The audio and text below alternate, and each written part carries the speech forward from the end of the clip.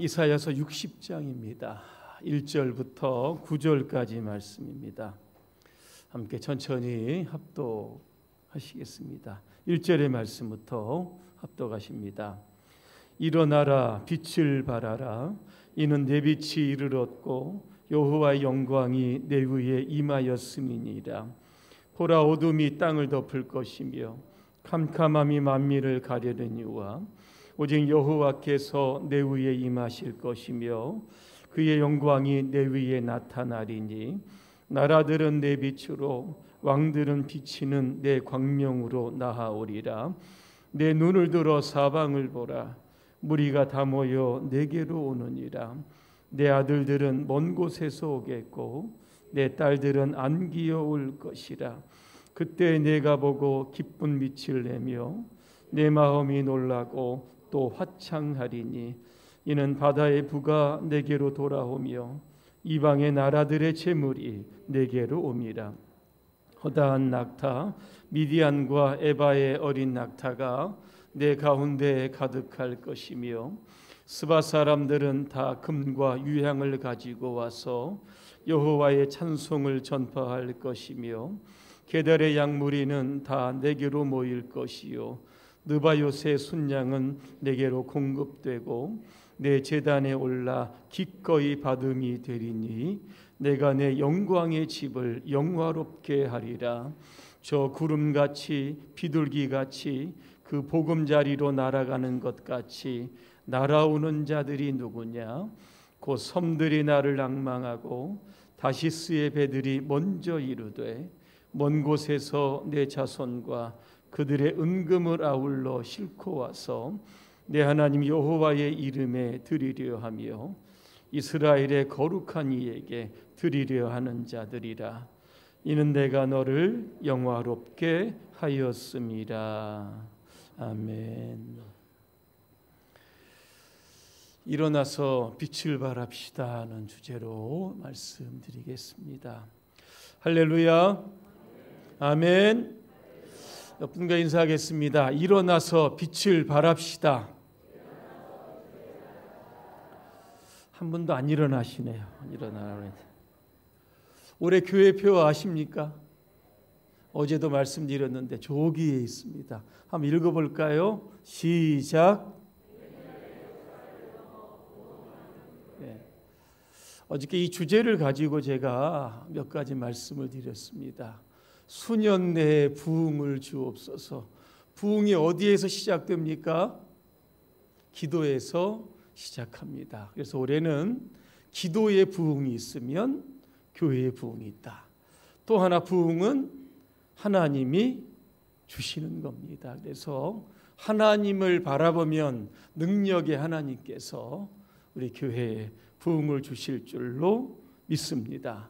오늘 연관되어서 하나님의 부흥을 경험하려고 하면 일어나서 빛을 발해야 하는 겁니다. 오늘 말씀의 배경을 잠시 말씀을 드리겠습니다. 오늘 말씀은 유다 백성들이 바벨론의 포로로 끌려가서 절망적인 그런 상황에 놓여 있는 그러한 상태입니다. 포로 생활이 얼마나 힘들겠습니까? 더 이상 살아가야 할 의미를 찾지 못하는 겁니다. 자포자기하고 낙심하고 좌절했던 겁니다.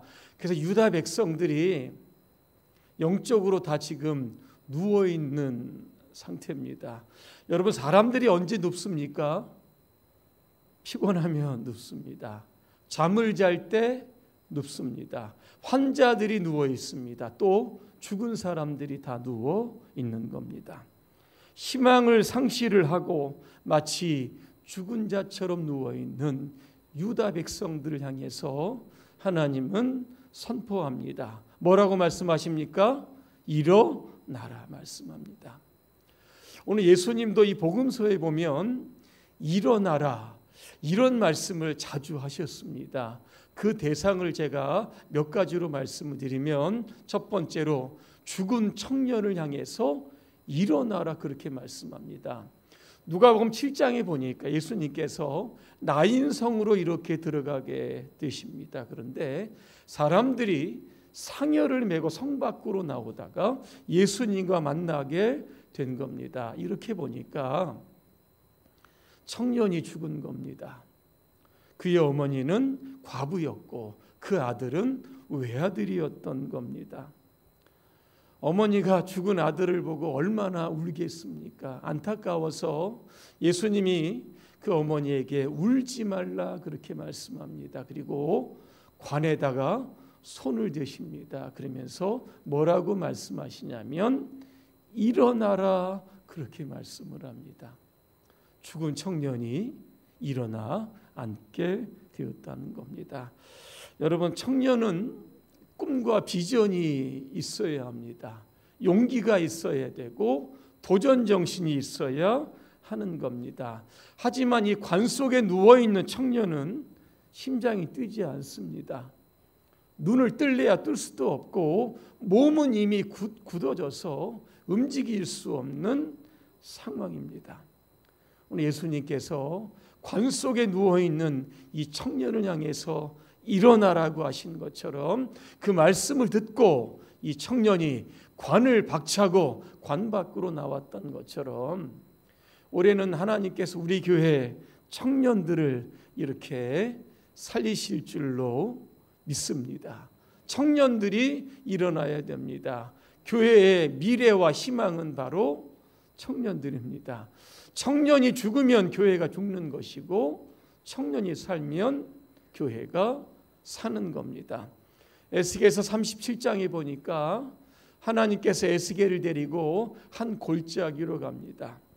에스겔이 골짜기를 쳐다보니까 웬 해골들이 그렇게 많은지 해골들이 그 골짜기에 가득하게 됩니다. 그때 하나님은 에스겔에게 이런 말씀을 하십니다. 에스겔서 37장 5절입니다. 주 여호와께서 이 뼈들에게 이같이 말씀하시기를 내가 생기를 너희에게 들어가게 하리니 너희가 살아나리라 그렇게 말씀합니다. 에스겔이 하나님의 말씀을 죽은 뼈들에게 대언을 합니다. 그때 어떤 일이 일어나게 되냐면 소리가 납니다. 움직임이 있게 되고 뼈들이 서로 연결이 되었다 그랬습니다. 그리고 그 안에 생기가 들어가니까 그들이 살아서 하나님의 큰 군대가 되었다 그렇게 말씀합니다. 오늘 여기 죽으신 분은 한 분도 안 계실 겁니다. 모든 분들이 다 살아서 걸어서 이 자리에 여러분 다 오셨을 겁니다. 살아있는 것 같지만 영적으로 죽어있는 사람들이 있다는 겁니다. 마치 그 영혼이 마른 뼈처럼 앙상한 영혼들이 있다는 겁니다. 오늘 이 시간 하나님께서 우리의 죽은 영혼을 살려주실 줄로 믿습니다. 오늘 이 시간에 하나님의 생기가 저와 여러분의 심령에 부어질 줄로 믿습니다. 생기가 뭡니까? 사람을 살리는 하나님의 호흡입니다. 아담을 만드시고 그 코에 생기를 불어넣어 주셨다. 그때 아담이 생명이 되었다. 분명하게 말씀하고 있습니다. 이제는 청년도 일어나야 되고 장년도 일어나야 되고 우리 노년도 일어나야 되는 겁니다. 우리 모두가 하나님이 주시는 그 생명의 호흡을 받아 올해는 여러분의 영혼이 다시 한번 부흥하시기를 주님의 이름으로 축복합니다. 또한 예수님은 병든 자를 향해서 일어나라 말씀합니다. 요한복음 5장에 보니까 38년 된 병자가 있습니다. 예루살렘에는 여러 문이 있는데 양문이라고 하는 곁에 이 베데스다라고 하는 못이 있었습니다. 그 못에는 수많은 병자들이 모여 있게 됩니다. 다 누워 있습니다. 오늘 38년 된 병자도 누워 있었다 그랬습니다. 예수님이 이렇게 보시니까 그 병이 오랜 줄 아시고 그에게 물어보십니다. 내가 너에게 무엇을 해주기를 원하느냐? 그렇게 물어보십니다. 병자가 여러분 이렇게 대답을 합니다. 38년 된 병자입니다. 주여, 물이 움직일 때 나를 못에 넣어줄 사람이 없어서 내가 가는 동안에 다른 사람이 먼저 내려갔습니다. 이렇게 이야기를 합니다. 우리 속담에 7전8기라고 하는 말이 있습니다. 아마 그분이 이 속담을 알았던 것 같습니다. 이 말을 믿고 37번 도전합니다. 하지만 37번 실패합니다. 10번 찍어서 안 넘어가는 나무 없다. 이거를 믿고 37번 역시 도전을 하지만 실패를 하게 됐다는 겁니다. 여러 번 도전과 실패를 하다 보니까 나의 병은 이제 고칠 수 없는 거구나, 이렇게 포기를 하게 되었던 겁니다. 이때 예수님은 38년 된 병자에게 뭐라고 말씀하십니까? 일어나 내 자리를 들고 걸어가라, 그렇게 말씀합니다. 여러분, 38년 된 병자, 누구를 의미하는 것입니까? 오늘 저와 여러분들을 의미하는 겁니다. 여러분, 영혼이 병들면 나타나는 증상이 있습니다. 뭡니까? 실망하는 겁니다. 실패하는 것이고, 낙심하는 것이고, 좌절하는 것이고, 도전 정신이 사라집니다. 주일에 설교를 들어도 은혜가 되지도 않습니다. 기도하려고 해도 기도도 잘 안 됩니다. 괜히 누군가 싫어지고 미워집니다. 하나님께서 한 해를 시작하면서 직분과 사명을 주셨는데 관심이 없습니다. 누군가 하겠지. 귀찮아지고 하기 싫어합니다. 이러한 모습들은 다 영적으로 질병에 걸린 사람들에게 나타나는 특징들이라고 하는 겁니다. 병이 들면 사람이 행복할 수 없습니다. 영적으로도 병이 들면 신앙생활이 즐거울 수 없다는 겁니다. 그래서 우리는 일어나야 하는 겁니다. 주님께서 말씀하십니다. 일어나라. 우리가 육적인 질병에서도 일어나야 되고 영적인 질병에서도 다 치료받고 여러분 거뜬히 일어나시는 그런 한 해가 되시기를 주님의 이름으로 축복합니다. 또 예수님은 잠자는 자를 향해서 일어나라, 그렇게 말씀합니다. 요나라고 하는 선지자 기억을 하실 겁니다. 저 니느웨에 가서 복음을 전하라, 하나님께 사명을 받습니다. 그런데 요나가 니느웨로 가지 않고 다시스로 가게 되었던 겁니다. 배를 타고 이제 배가 순항하게 됩니다. 그때 갑자기 배에 그 바다에 큰 바람이 일어나게 됩니다. 그 큰 바람은 큰 폭풍으로 변합니다. 그리고 그 큰 폭풍은 배를 깨트리기를 시작을 하는 겁니다. 사공들이 다 놀랍니다. 각자가 믿는 신들에게 도움을 요청을 하고 배에 있는 모든 물건들을 다 버려서 배를 가볍게 합니다. 그럼에도 그 풍랑은 잠잠해지지 않는 겁니다. 그때 요나가 뭐 했는지 아십니까? 배 밑에서 잠을 자고 있었다는 겁니다. 왜 배가 잘 바다 위를 항해를 하다가 큰 폭풍우를 만납니까? 성경에 보니까 하나님께서 큰 폭풍우를 만드셨다는 겁니다. 배 밑에서 자고 있는 요나를 깨우시기 위해서 큰 폭풍우를 주신 건데 요나가 깨닫지 못하고 여전히 잠을 잡니다. 그때 누가 찾아갑니까? 선장이 찾아갑니다. 어찌미뇨, 왜 당신이 지금 잠을 자고 있느냐? 지금 잠을 자고 있을 때냐? 내가 믿는 하나님께 구하라. 혹시 우리를 도와주실지 알겠느냐? 선장이 잠자는 요나를 깨우게 되는 겁니다. 마태복음 26장에 보니까 예수님께서 세 명의 제자들과 함께 겟세마네 동산에 올라가십니다. 자, 이제 십자가를 져야 하는 고민과 아픔 앞에 예수님께서 조금 슬퍼하셨다 그랬습니다. 제자들에게 뭐라고 말씀하시냐면 내가 저기 가서 기도하는 동안에 너희는 여기에서 깨어 있으라, 그렇게 말씀합니다. 예수님께서 기도하고 이렇게 와 보니까 제자들이 자고 있는 겁니다. 예수님께서 말씀하십니다. 시험에 들지 않게 깨어 기도하라, 그렇게 말씀합니다. 잠시 후 예수님이 또 와보니까 또 제자들이 잠을 잤다 그렇게 말씀합니다. 여러분, 잠을 잔다는 것은 무슨 뜻입니까? 해야 할 일이 있는데 지금 하지 못하는 겁니다. 자, 요나는 지금 어디로 가야 합니까? 니느웨로 가야 합니다. 지금 뭐 하고 있습니까? 배 밑에서 잠을 자는 겁니다. 요나가 니느웨에 가지 않으면 니느웨 성은 하나님의 심판을 받아 죽게 됩니다. 그 성에 몇만 명이 삽니까? 12만 명이 산다 그랬습니다. 요나가 하나님의 말씀을 선포하지 않으면 12만 명의 사람들이 죽는 겁니다. 내가 죽으면 지금 어딘가에서는 복음을 듣지 못하고 죽는 사람들이 있다는 겁니다. 오늘 예수님도 제자들에게 말씀합니다. 기도하라, 기도하라, 깨어 있으라. 그렇게 말씀하신데도 불구하고 제가 육신이 조금 피곤해서 마음은 기도하고 싶은데 그러지 못해서 죄송합니다. 잠을 자는 거 좀 이해해 주십시오. 아마 이렇게 얘기했을 겁니다. 기도해야 하는데 기도하지 못하고 잠을 자면 어떤 일이 일어나게 됩니까? 수제자 베드로처럼 저 예수님을 모릅니다.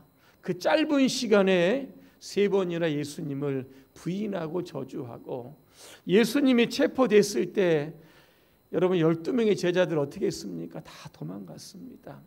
이렇게 신앙에 실패하는 일이 발생하게 되는 겁니다.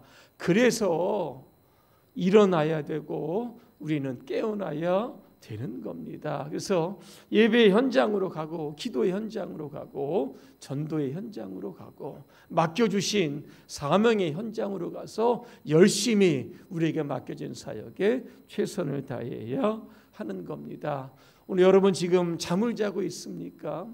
영적으로 혹시 병들어 있습니까? 이제는 일어나야 될 때고 깨어져야 할 때입니다. 주신 사명, 교회의 부흥을 위해서 여러분 힘있게 달려가시기를 주님의 이름으로 축복합니다. 또 하나, 이 부흥을 경험하기 위해서는 오늘 빛을 발해야 하는 겁니다.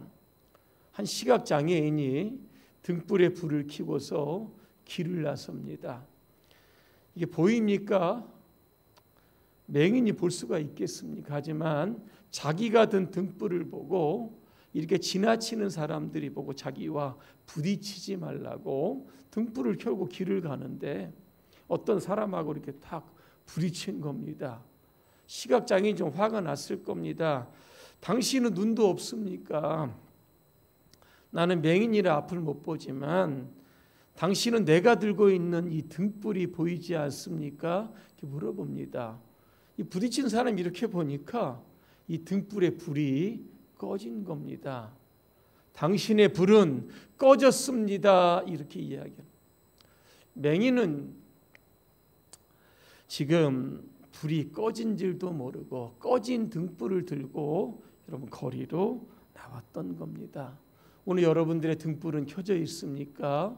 혹시 꺼져 있습니까?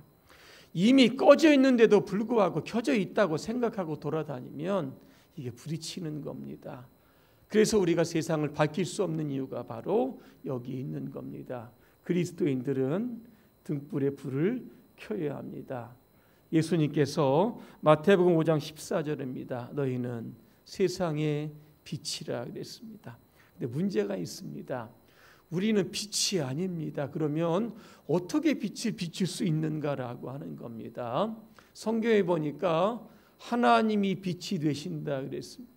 하나님이 우리에게 영광의 빛을 비춰주셔야 우리가 그 빛을 세상에 발산할 수 있게 되는 겁니다. 여러분, 달이 빛이 있습니까? 없습니까? 없습니다. 태양이 빛을 받아야만 그 빛을 반사할 수 있는 겁니다. 많이 받으면 달이 보름달이 되는 것이고 태양의 빛을 적게 받으면 금음달이 되는 겁니다. 지금도 지구고 여러분 빛이 있습니까? 없습니까? 없습니다. 태양 가까이에서 빛을 많이 받게 되면 적도가 되는 것이고 빛이 적으면 남극이 되고 북극이 되는 겁니다. 달도 그렇고 지구도 그런 것처럼 저와 여러분들도 마찬가지입니다.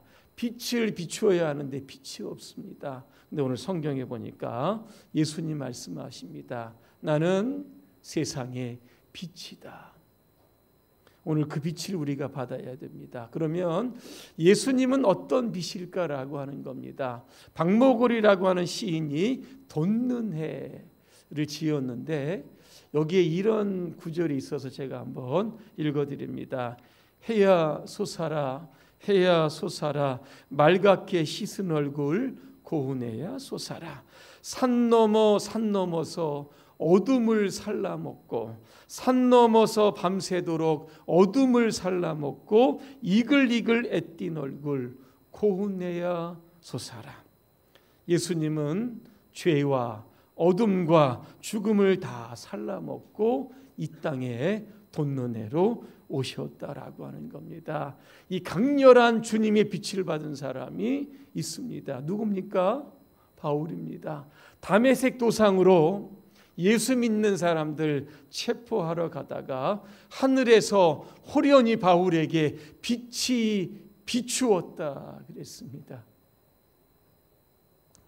그 빛을 통해서 이제 바울은 예수를 핍박하는 자가 아니라 예수님을 전하는 주님의 빛이 되었던 겁니다. 로마에서 순교할 때까지 소아시아 터키입니다. 유럽에 복음을 전했던 그런 사람이 되었던 겁니다. 올 한 해 우리가 이 주님의 빛을 발하려고 하면 어떻게 해야 될까?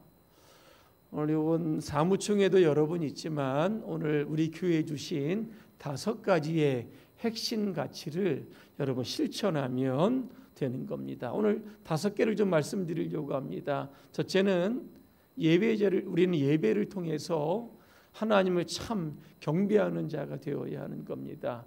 요한복음 5장 24절에 보니까 하나님은 영이시니 예배하는 자가 영과 진리로 예배할지니라 그랬습니다. 성도의 의무와 특권은 예배하는 데 있습니다. 하나님은 예배자에게 하나님의 영광의 빛을 비추어 주시는 겁니다. 그래서 모든 공적 예배에는 반드시 우리가 참여해야 하는 겁니다. 두 번째, 교육을 통한 제자가 되어야 합니다. 마태복음 28장 20절에 보니까 내가 너희에게 분부한 모든 것을 가르쳐 지키게 하라. 예수님은 회당에서도 그렇고 함께 모인 제자들에게 길거리에 갈 때도 그렇고 항상 말씀으로 제자들을 양육시켰던 겁니다. 항상 우리는 하나님의 말씀으로 잘 훈련된 그런 제자의 사명을 감당해야 하는 겁니다. 세 번째는 섬김으로 봉사해야 합니다. 베드로전서 4장 10절입니다. 각각 은사를 받은 대로 하나님의 여러 가지 은혜를 맡은 선한 청지기 같이 서로 봉사하라 그랬습니다. 예수님은 이 땅에 섬김을 받으려 온 것이 아니라 섬기러 왔다 그랬습니다. 제자들을 섬기고 많은 사람들을 낮은 자리에서 섬기게 되었던 겁니다. 우리 교회가 올 한 해 예수님처럼 이 겸손한 마음으로 세상을 섬기고 이웃들을 섬겨야 하는 겁니다. 네 번째는 사랑으로 친교해야 합니다. 사도행전 2장 46절입니다. 날마다 마음을 같이하여 성전에 모이기를 힘쓰고 집에서 떡을 떼며 기쁨과 순전한 마음으로 음식을 먹었다 그랬습니다. 교회는 예배도 필요하지만 성도들 간의 교제와 친교도 필요합니다. 그러한 교제와 친교를 통해서 더욱더 우리가 서로 하나가 되고 더 견고한 주님의 교회를 세워갈 수 있게 되는 겁니다. 마지막 5번째가 전도하고 선교하는 겁니다. 사도행전 1장 8절입니다. 오직 성령이 너희에게 임하시면 너희가 권능을 받고 예루살렘과 온 유대와 사마리아와 땅끝까지 이르러 내 증인이 되리라 말씀합니다.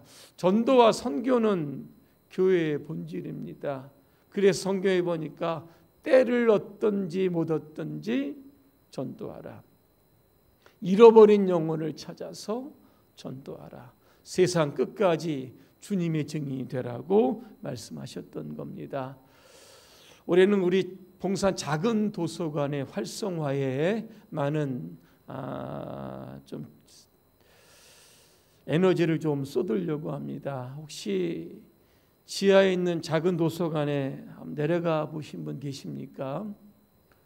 한 번도 내려가 보지 않았다면 예배 끝나고 한번 내려가 보시기를 바랍니다. 봉산 작은 도서관 우리 관장은 우리 정희진 장로님이십니다. 요즘 한국교회가 풀어가야 할 과제가 두 개 있습니다. 하나는 다음 세대를 살리는 것이고 또 하나는 지역과 끊임없이 소통하는 겁니다. 우리 봉산 작은 도서관이 우리 지역의 초중고 학생들에게 다양한 도서와 자료를 제공할 수 있는 그런 역할을 하려고 합니다. 또한 이웃과 만나는 소통의 장을 만들려고 합니다. 지역 주민의 필요를 채워주고 평생 교육과 정서 함양을 통해서 문화 선교에 많이 기여하게 될 겁니다. 작은 도서관과 관련해서 아마 자격증을 취득하신 분 여러분 계실 겁니다. 저도 독서 지도사 자격증을 취득하게 되었고 몇 분의 권사님들이 취득하게 되었습니다. 함께 이분들과 함께 작은 도서관의 활성화를 조금 시작하려고 합니다. 우리가 일어나서 빛을 발하게 되면 하나님께서 놀라운 복을 주시게 됩니다. 첫 번째는 뭔지 아십니까? 부흥의 복을 주십니다. 하나님께서 사람들을 교회로 모이게 해 주신다는 겁니다. 4절에 보니까 내 눈을 들어 사방을 보라 무리가 다 모여 내게로 오느니라 그렇게 말씀하고 있습니다. 또한 우리 교회가 크게 번성하게 될 겁니다. 22절에 보니까 그 작은 자가 1000명을 이루고 그 약한 자가 강국을 이룰 것이다 그렇게 말씀하게 됩니다. 우리에게 동서남북으로부터 수많은 사람들이 몰려드는 이 부흥의 복이 오늘 일어나서 빛을 발하는 우리 교회에 주신 하나님의 특별한 선물인 줄로 믿습니다. 원래는 우리 어린아이부터 우리 노인에 이르기까지 여러분 좀 힘차게 일어났으면 좋겠습니다. 예수 그리스도의 생명과 구원의 복음을 온 세상에 힘있게 전함으로 말미암아 대구의 동서남북 사방으로부터 오늘 우리 교회로 수많은 사람들이 몰려들게 되기를 간절히 소망합니다. 그래서 우리 교회의 피오처럼 100년의 역사를 넘어 부흥하는 이 하나님의 기적을 보게 되시기를 주님의 이름으로 축원합니다. 기도하겠습니다. 은혜로우신 하나님, 올 한해 우리 사랑하는 모든 교우들이 일어나서 주님의 빛을 발할 수 있도록 도와 주시옵소서. 더 이상 나태와 안일과 무기력의 자리에 있지 않게 하여 주시고 부흥을 약속하신 하나님의 말씀을 붙들고 일어나 세상을 향하여 주님의 빛으로 살아갈 수 있도록 역사하여 주시옵소서. 예수님의 이름으로 기도합니다. 아멘.